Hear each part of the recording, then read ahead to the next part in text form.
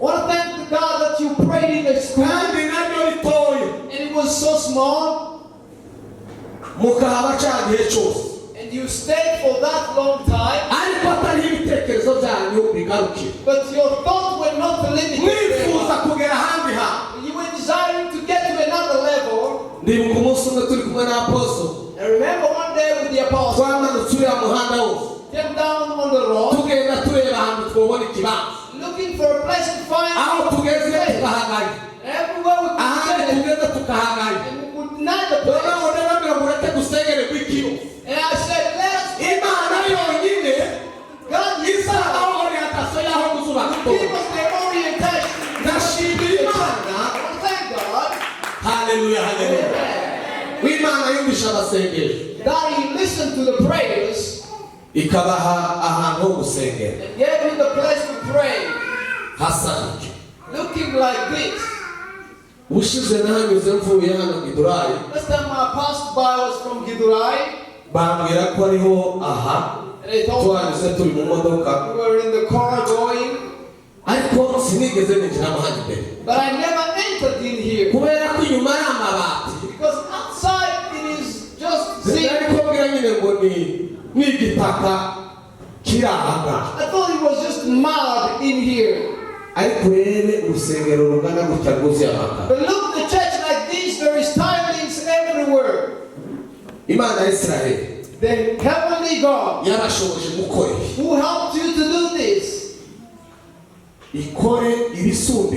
Do more than this. How many times? Hallelujah, hallelujah. Amen. And how you believe this while you were still in class. Believe greater things while on these silence.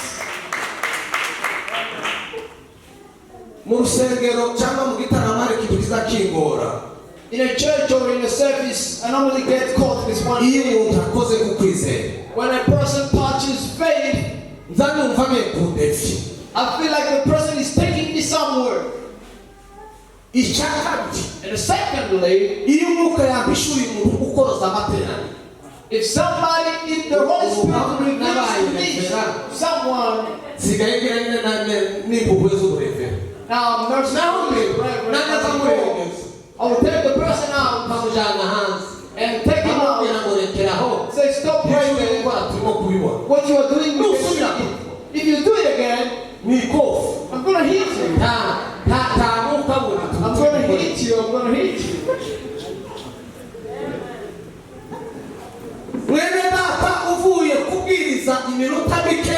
My brother who just talked for a few minutes,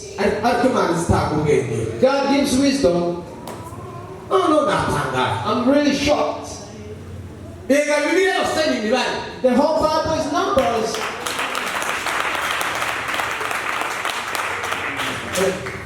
Amen. Amen. Really taught. God bless you.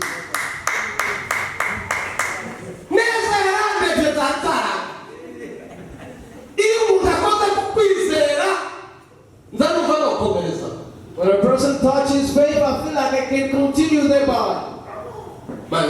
God bless you.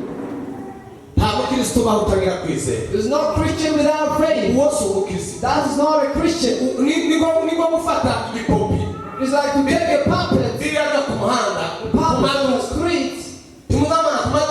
See puppets. The shop and you see somebody wearing a suit. There'll be a suit. And there gotta be a bathroom. The old grannies. Sometimes to greet the puppet. They can try to greet the puppet. A Christian without faith. Like the puppet on the shop. Wearing a suit. Do you know what he's saying? Saying the suit like this. Saying this shape. But the puppet. The shop and walk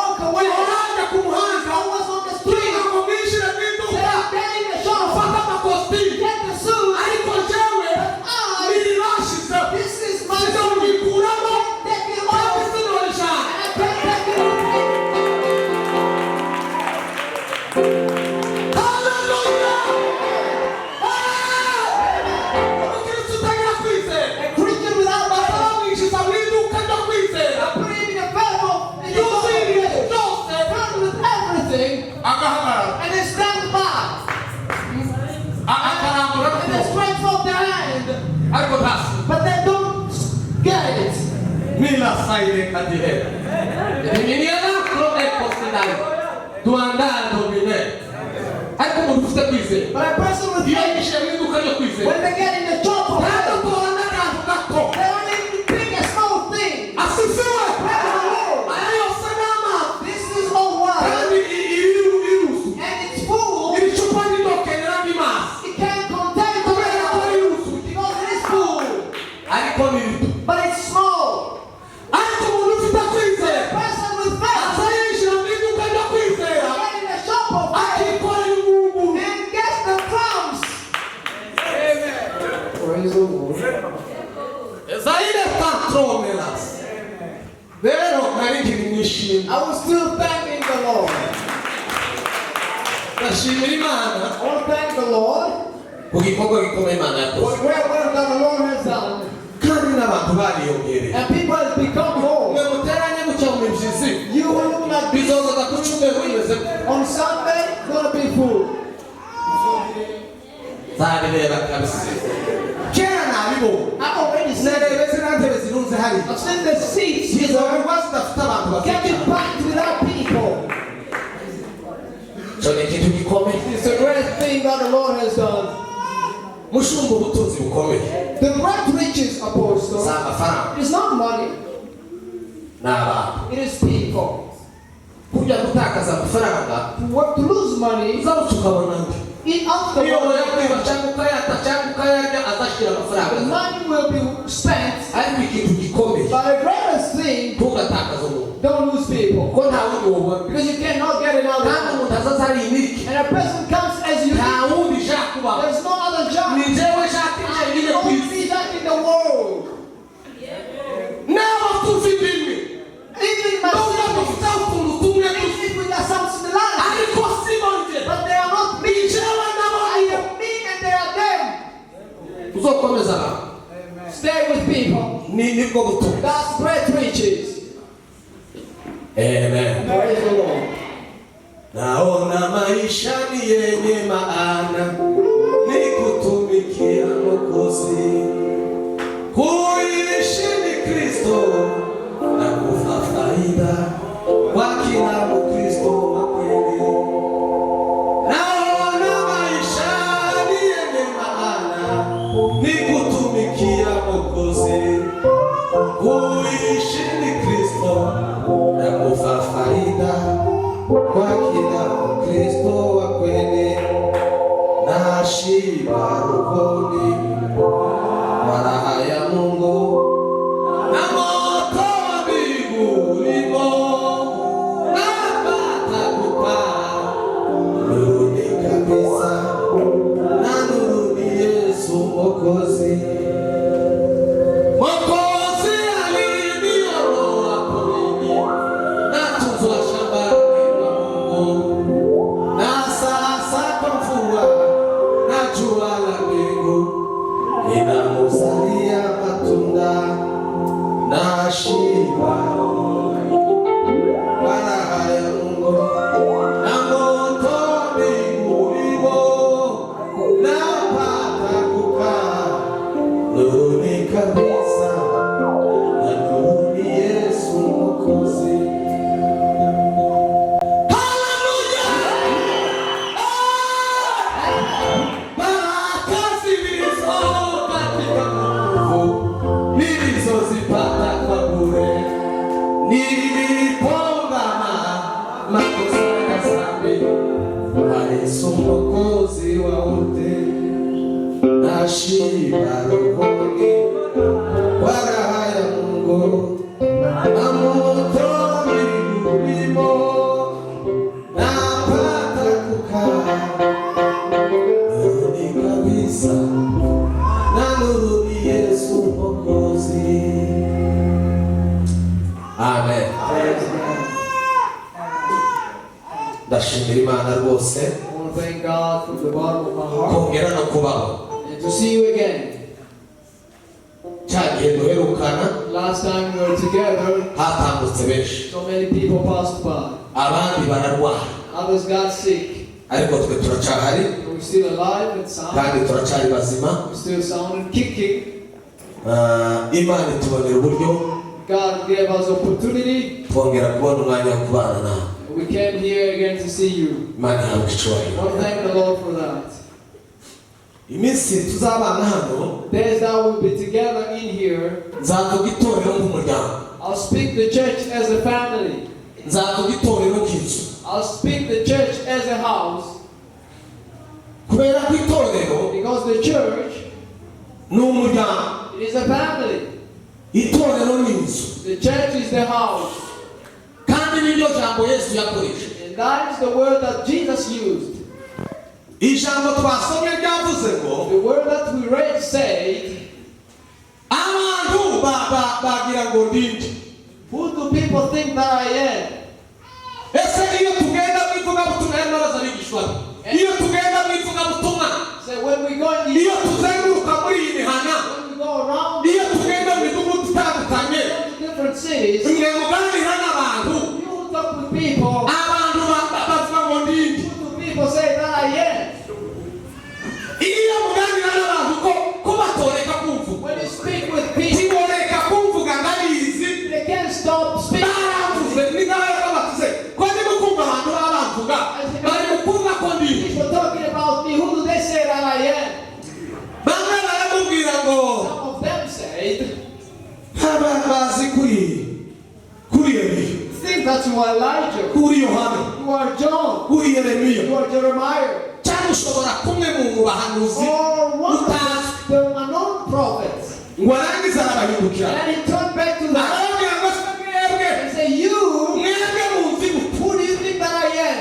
Ubusobanuro busa buvuga ngo The explanation will say, barebana they look to one ndetse ngo another barashishinganye, and they arashaka congratulate, kubura n'usubiza, and nobody ariko can kubera hear. ngo Petero yakundaga kuvuga, Because Peter was ngo able to, umutima atangira gusenga, and he started praying abwira in his heart, umutima gusurira. and he said, God, reveal it to me. Amen. Amen. Ngo yumva ko data muhishura, And he had the revelation, ashira akaboko and he hejuru, raised his hand up, atekereza.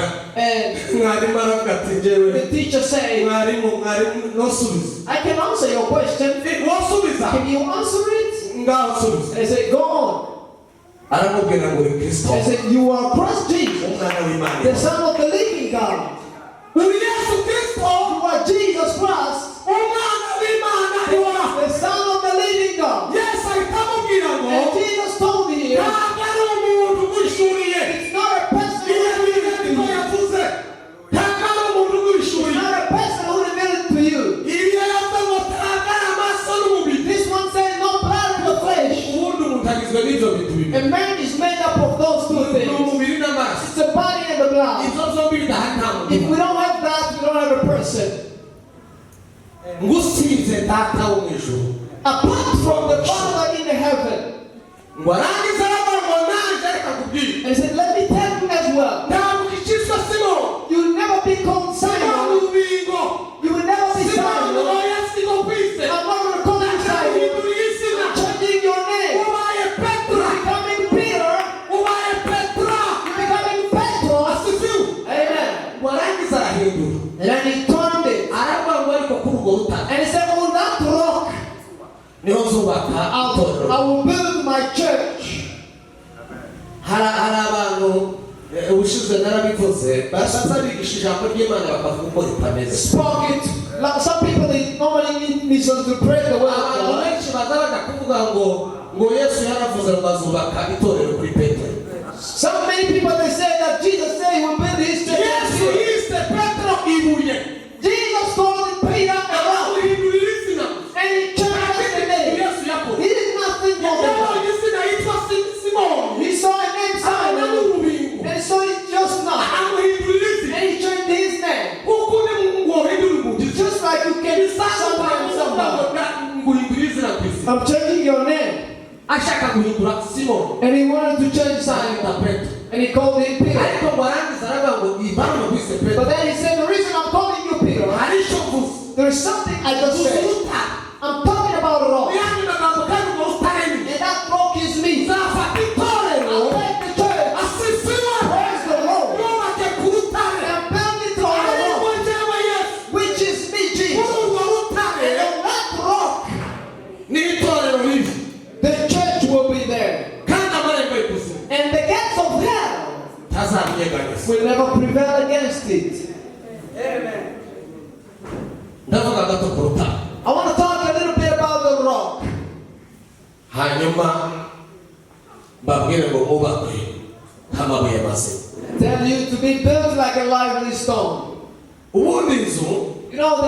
house igirwa n'ibintu bitatu bikomeye. is made up of three things, Ni nabyo nzavuga. and that's what I'm going to talk about. Ikintu cya mbere ni urufatiro. The first thing is the foundation.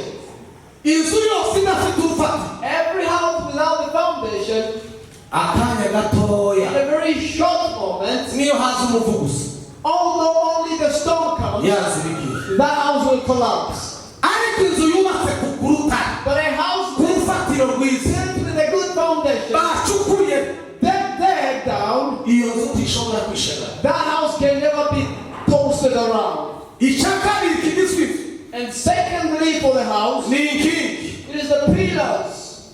Inkingi. The pillars. Inzu idafite inkingi, A house without pillars, nubwo yaba ifite urufatiro, although it can have foundation, umuyaga uje if the wind comes, woyitwara n'urufatiro rugasigara. it can take it away and the foundation Ikintu will cya remain. kabiri kiba gikomeza inzu And the second ni thing ukugira inkingi zikomeye. is to have great pillars. Icya gatatu And thirdly, ni igisenge, it is the roofing. cyangwa tuvuge imifinisari. The roof. Ni ugukora ibikorwa ukarangiza igikorwa. It is to cover up with the roof. Inzu nayo ifite urutare, urufatiro, A house with the foundation ikagira inkingi, and with pillars ntisakara. and without roof, Uruhamwe cyangwa se you can't enter there by. nayo ibiranga. It's also there.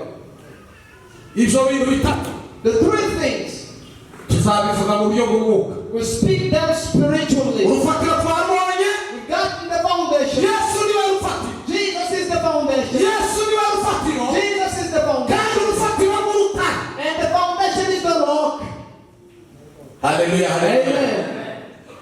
Hari ijambo Yesu yavuze, There's a word that Jesus spoke. aravuga ngo abantu babiri barubatse, And he said two people built a house. umunyabwenge n'umuswa, The wise and the foolish person. n'umupfapfa. The wise and the foolish person. Umunyabwenge And the wise person, ngo agiye kubaka inzu ye, and when he was about to build his ngo house, arabanza aracukura, he first dug the yubaka wood, urufatiro. and he built the foundation. Amaze kubaka urufatiro, After building the foundation, inzu arayizamura, he lifted up the house, ashyiramo inkingi, and there was pillars, arasakara. and he roofed the house. Hanyuma ngo imizi iraza, And then the storm came imiyaga down, irahuha, and the wind blew, zose and biratera, all of them came against the house, yewe inzu ngo and the ntiyagwa. house was still firm Kuko yari yubatse because it was built on the rock. umunebwe nawe, And the foolish person, nawe ngo aza kubaka. and he kept to build as well. Aravuga ati uyu muntu And he said, this person, yataye umwanya, he wasted his time. afata umwanya wo And gucukura he agera began ibiyepfo to dig down.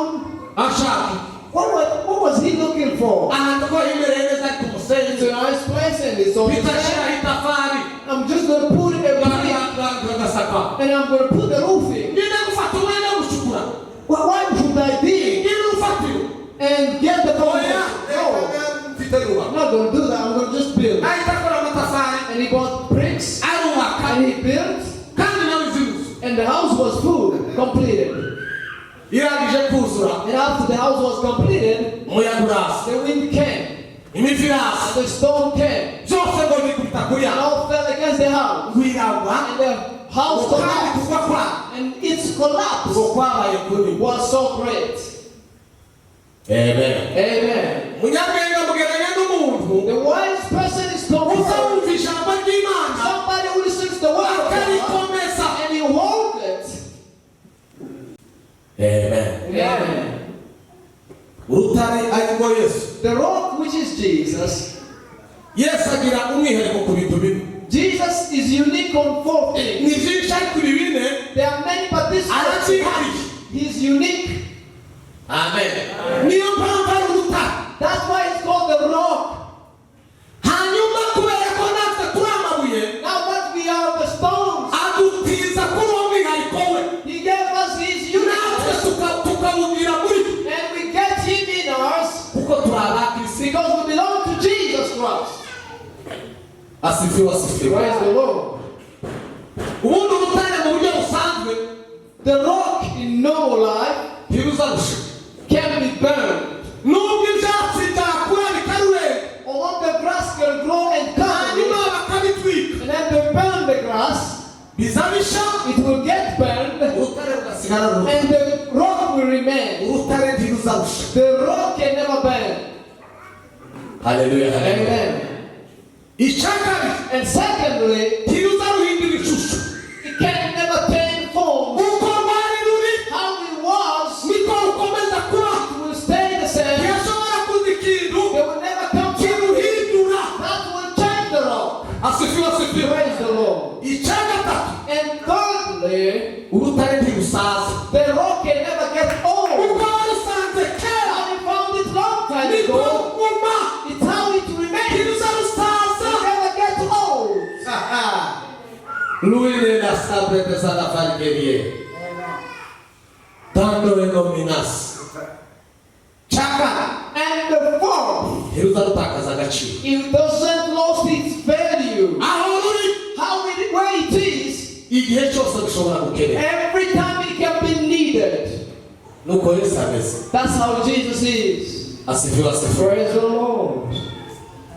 kubera ko azadukopeza ubwo budasabwe. Because he gives us to his uniqueness. azanye gutiza natwe tukabaka. He normally borrow it to us and we become like Isaiah yahanuye. Isaiah prophesied. muri muyo mu mazi. And he said, when you pass through the fire, you will never cover you. When you pass through the fire, you will never burn. kubera ko namwe mwubasega amabuye Because y'amaroza. you were built as a living stone. umukristo A Christian agomba kuba nk'urutare. must be like a rock. imbaraga zose zidahumuye And every power of fire ntizishobora kumutwika. can never burn him. ahubwo mu gihe urutare rwatwitswe neza rwahiye. When a rock is burned, that's when it gets more stronger. umukristo yakomera atarakamya amazi ka gatatu. How can a Christian get stronger without getting burned? ukamya amazi ka Cook you until you get cooked very well. ibishimbo by'ibigugu The beans, bazabishyiramo amazi ka they will normally cook with kugira ngo water bishe neza. in order for the beans to be nawe tubona umukristo mwiza in order for you to be a good Christian, utanyuze mu bigeragezo bimeze nk'umuriro. you pass through temptations and fire, ukomera and then you become a stronger. ufite ingamba. You still have colds. vugutira kandi ucure ikamba zivemo umpindure icyuma cyawe uhora ukoresha. umpindure icyuma cyawe uhora ukoresha. vugutira kandi ucure ikamba zivemo we.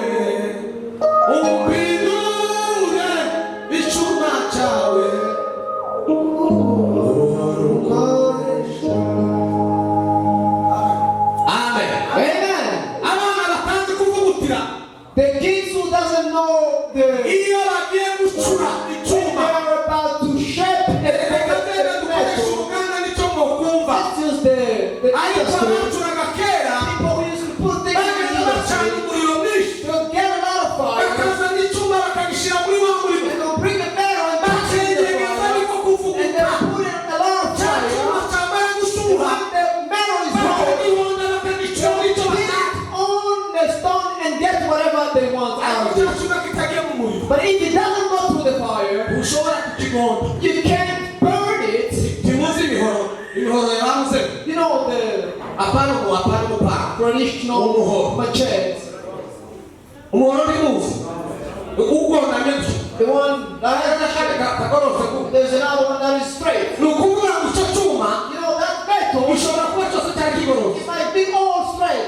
ariko kubera ko bagishyize mu muriro And then they put it in the fire. bakakivugutira And then they put bakaza bagihonda bakakigonda kuko bashaka. they put the iron and give it to another person. Hallelujah. umukristo waciye mu ruganda A Christian passed in the yesu industry. azamugorora Jesus will put him straight akamugira uko ashaka. and make him however he ariko wants. umukristo ukigaragaza But a person who is still somehow, kugira ngo amurike when you want to make another ntiyemera akagarara. he doesn't allow it. impamvu se You know the reason. arinjira mu ruganda They entered in the fire. taravugutirwa They entered in the industry. ariko ndanezerewe. asifiwe asifiwe. atukuzwe Praise the Lord. tugatinye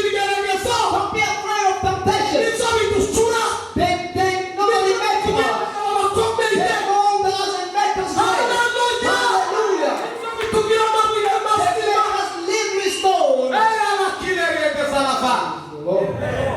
Prenez assemblée des alafari guerriers. Zouini est son qui il a dit. Amen. Amen.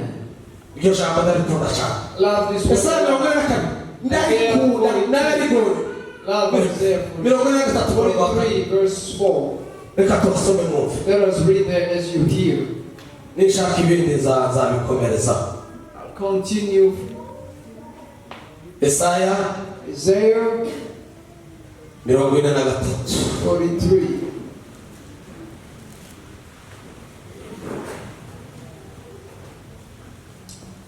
Hallelujah, hallelujah.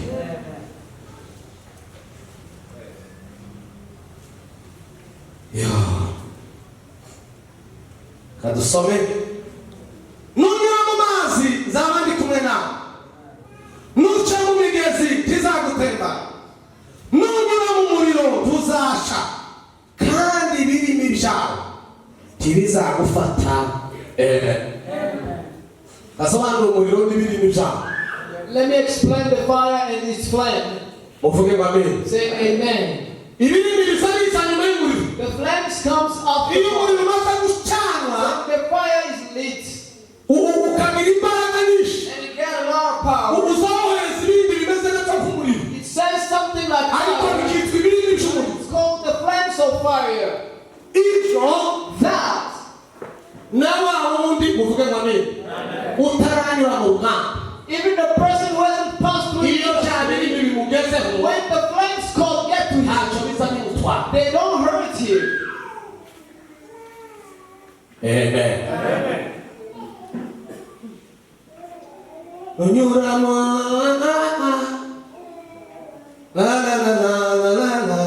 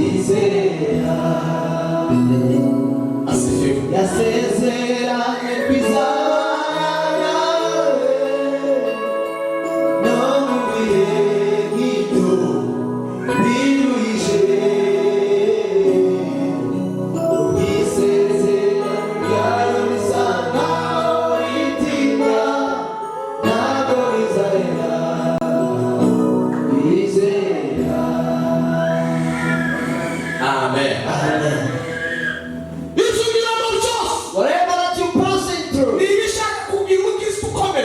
wants to make you great. It wants to build you. Don't be afraid of them. Don't be afraid of them. Amen. Yesu twavuze ko adahinduka. Say that Jesus doesn't change. Mu Baheburayo In Hebrews igice cya 13 umurongo wa 8 13 verse 8, haravuga ngo uko Yesu yari ari ejo say how he was yesterday, niko n'uyu munsi ari still the same today, kandi niko azaho. and forevermore. Yesu ntadahinduka. Jesus doesn't Twebwe change. abantu We people, nitwe tuzaduhinduka. we change. Ariko Yesu But Jesus ntadahinduka. doesn't change. Uko yari ari How he ejo. was yesterday, Ni ukuvuga ngo iyo bavuga ngo uko yari ari ejo, if they say how he was yesterday, ni uguhera umunsi it means yavutse from the day he came out of the grave, ukaroziriye inyuma. and then you go backward, Mwanyumvise? Uko yari ari ejo, how he was ni yesterday, uguhera umunsi yavutse is from the day he was born, asubiziriye and inyuma. then you go Iyo backward. yabaga How n'icyo yakoraga what he used to do, ntiyigeze ahinduka. he never changed. N'uyu munsi Even today, ni ukuvuga umunsi yavutse meaning the day he was ugakomeza today, imbere. and then you go forward from today, Asifiwe, asifiwe. amen, Kugeza agiye mu ijuru. up until he was caught in heaven.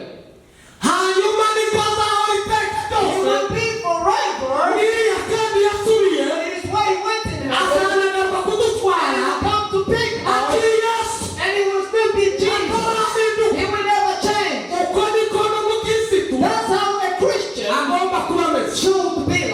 uvuge mami. Say amen. Ukiririye byo niko wari umeze. How you were, that's how you look. Utaravuka ukiririye. Before you were still in the womb, Wari uw'Imana yashakaga you kuzaba. were the one God wanted you to be.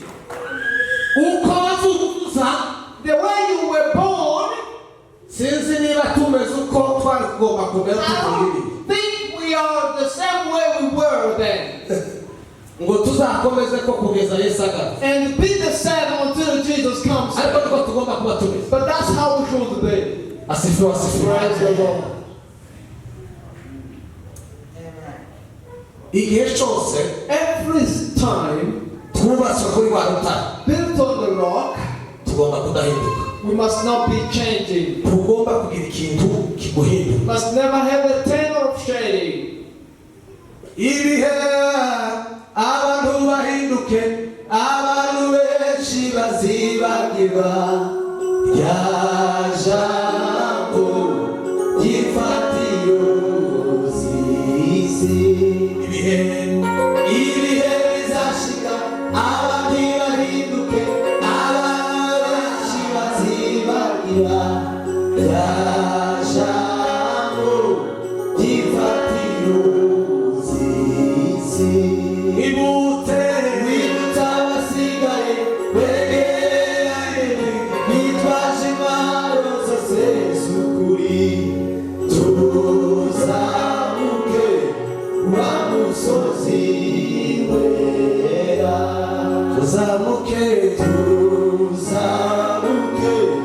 wa musozi wera. Ariko ibihe ntibikakumare imbaraga z'umutima.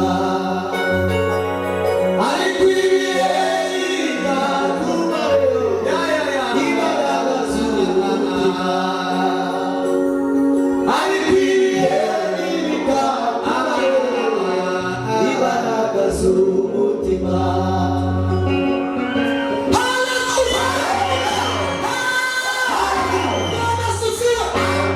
Umuntu azana kugaragara inyuma ko yahindutse. A person will be seen on Buri the wese kugira ngo abone ko yahindutse. for everyone to see that you change. Yarabanje guhinduka imbere. And the person will change first inwardly.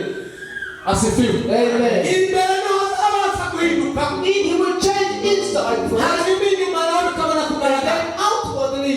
Uwo rero Yesu yaguhinduye. The person that Jesus changes, Ntugahindure nk'undi. don't turn to be another person. Imani ile ya kwanza, imani aliyonipa Yesu, mimi sitaiacha. Upendo ule upendo ule wa kwanza, upendo aliyonipa Yesu, mimi sitauacha. Furaha ile ya kwanza, furaha aliyonipa Yesu, mimi sitaiacha. Amen. Tugomba guhinduka. You might not change. Amen. You must not change. Cyangwa katari cyo nangiriza. Thirdly, as I'm concluding, Zakomeza icyakane. continue the fourth Zaduha umwanya ejo. by tomorrow. Umukristo ntazasaza. A Christian doesn't get old. Amen. Amen. Umukristo ntazasaza. A Christian can never get old. Pawulo yavuze ngo n'ubwiza ingando. Apostle Paul said, even though this house Yasaza. can get old, Ngando yavuze n'uyu mubiri. he was talking about this Nubwo body. wasaza. Although it can get Ariko old, umuntu wacu w'imbere. the person of Ntasaza. doesn't get old. Ahora ari mushya.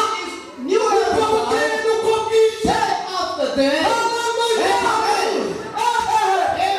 Nila saile Amen. Somena la bride. So kita animes. Asifiwe. Zaburi ya mirongo cyenda na kabiri. Psalms 92. Biravuga ngo umukiranutsi It talks about righteous. azashisha k'umukindo. Azashikwa hejuru nk'umwerezi w'i Lebanon. You'll be lifted like a leopard. Bazazamurikana inzu y'Imana. You'll be in the Ngo ahashisheho. of God. Ngo ahorane amakaka manito. And will be always Wabona mu busaza bwe. even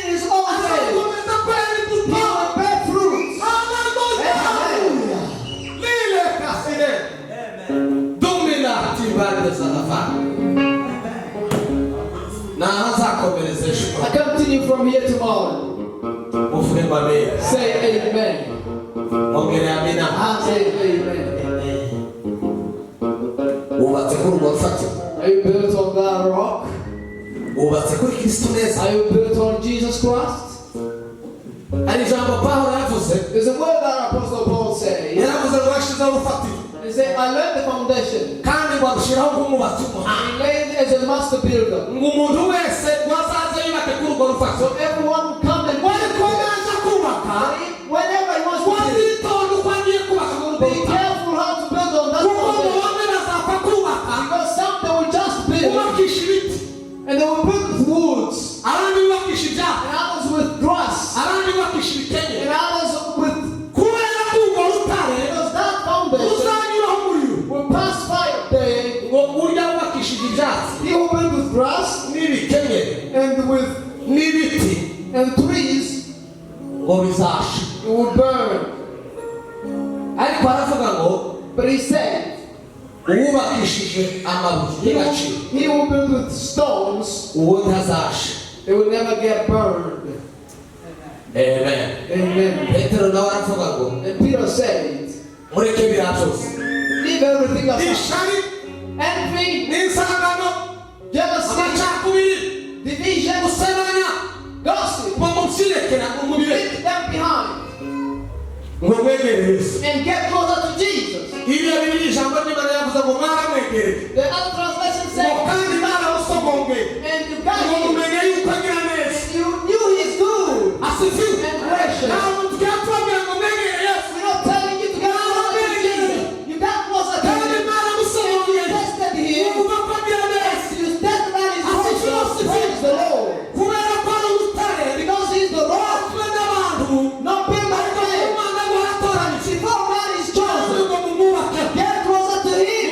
Get down to him. Let's live this stone.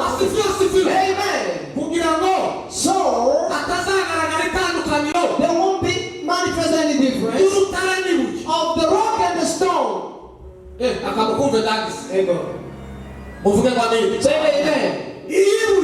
When the stone is the rock, and you bring another stone and you put on top, all of them become stone. Is how it is? Is it how it is? A Christian closer to Jesus, built on Christ, he becomes the Christian of Christ.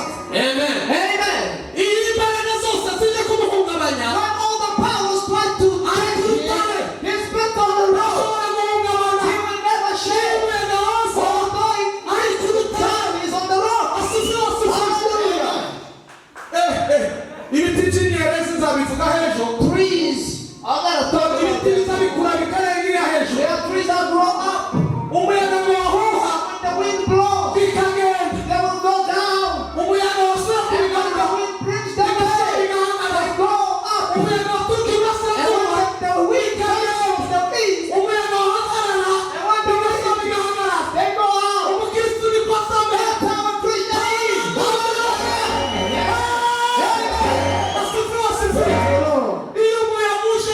When the wind comes, they think the wind is taking him wherever. But when the wind passes, he comes back and stands. And when the wind blows from north, it takes him in the south. And when the wind passes, and he comes straight.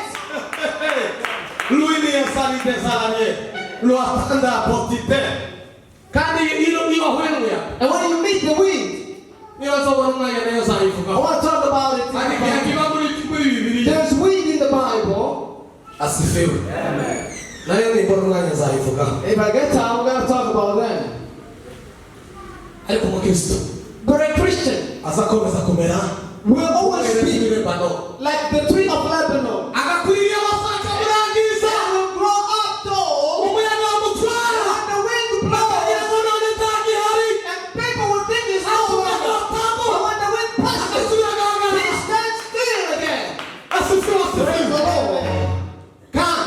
And again, you can never run from the wind. The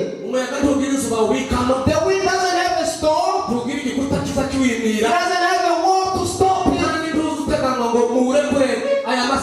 bazabari ku muriro muri Kongo ngo murekuye muri yakandi He doesn't have time to go to this place. mwe mwerekuye muri yakandi He said, let's go in this place. umuyaga The wind uzuza igihe ushaka can come anytime. kandi icyo uhuye nacyo And whenever bitagusa don't prepare for it, ugomba kuba uhagaze mu maso to stand as a Christian, utegereje ko umuyaga uzaza waiting for the wind to come. kuba kuri Kristo And if you build on Jesus, asifiwe asifiwe hallelujah, uzaba witeguye igihe cyose umuyaga you're uzaza waiting for the wind anytime.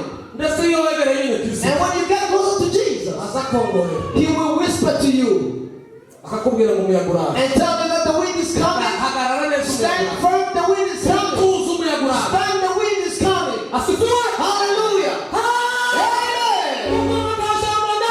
Because there's no word that will happen without God coming to His promise. When you get closer to Jesus, He brings power that will stop the wind from you. And every wind has a season and time.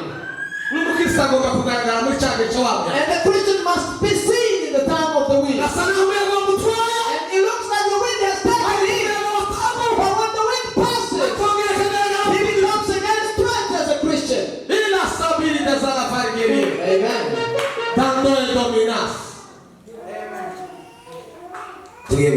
We're about to pray.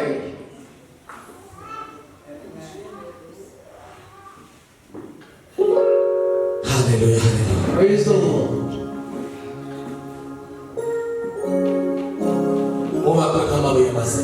Being built as a lively living stone. That's when